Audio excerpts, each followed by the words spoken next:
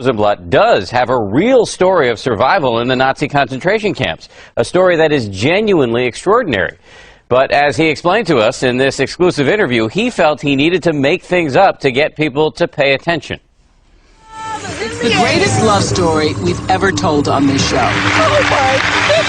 Herman Rosenblatt received international attention for his story about being a hungry little boy in a Nazi concentration camp who was thrown apples every day by a little girl on the other side of the fence. Years later, according to the story, Rosenblatt met that same girl on a blind date in New York City, and he proposed on the spot. I used to come by every day, bring the apple, have in my jacket and a piece of bread, and he used to say, "I'll see you tomorrow." The story landed Herman and Roma Rosenblatt on Oprah twice and in newspapers all over the world. They also got a book and movie deal. But the story wasn't true. Why did you do it? Why did you tell such a big lie to so many people for so long? It wasn't a lie. It was my imagination. And in my imagination, in my mind, I believed it.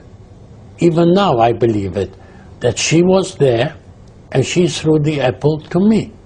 How can you say it wasn't a lie?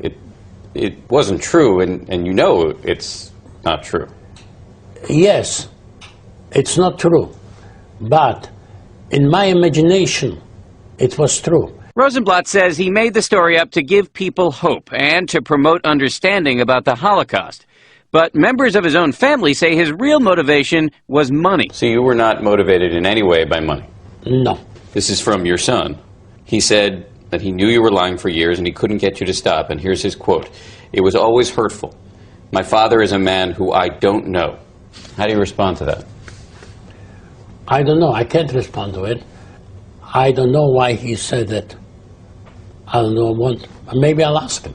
Herman and Roma Rosenblatt told their false story publicly for more than a decade, but it all fell apart about 6 weeks ago after Holocaust scholars proved that it was physically impossible for prisoners to approach the fence at the concentration camp where Herman was kept, and that Roma's family was actually more than 200 miles away at the time. Why did your wife agree to go along with this? Did she ever express any reservations? Because she loves me.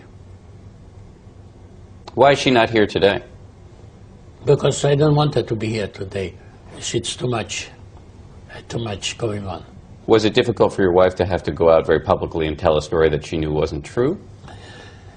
It was.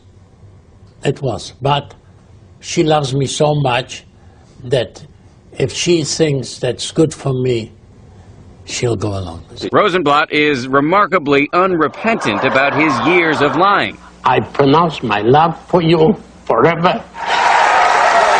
When you look at that, does it make you uncomfortable at all? No. You think that was the right thing to do? Yeah.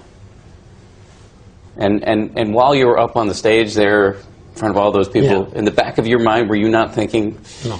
I'm not telling the truth here? No. Let me ask you just quickly about... I didn't hear you say you agreed to it. Do we agree to that? Is that... Our interview was frequently interrupted by this man, Harris Solomon, who says he is planning to produce a fictionalized movie account of Rosenblatt's story, despite complaints from critics. If you look on Holocaust Denier websites right now, they're using it as we speak as an example of why you shouldn't believe Holocaust survivors. Right. And those Holocaust denier websites would perpetuate some other story if it wasn't Herman Rosenblatt. Rosenblatt says he wants people to know that he did what he did with good intentions. So if you had to do it over again, would you tell the same story? Yeah. You would? Yes. Rosenblatt does say that he's sorry, but he's only sorry, he says, that people took the story, quote, the wrong way.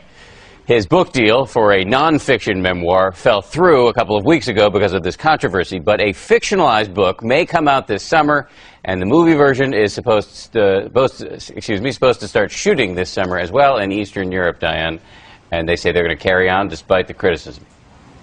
I simply don't know what to say. I mean, it's his imagination, but he knows it's not true. He says he made up a fantasy world, and he was living in that fantasy world.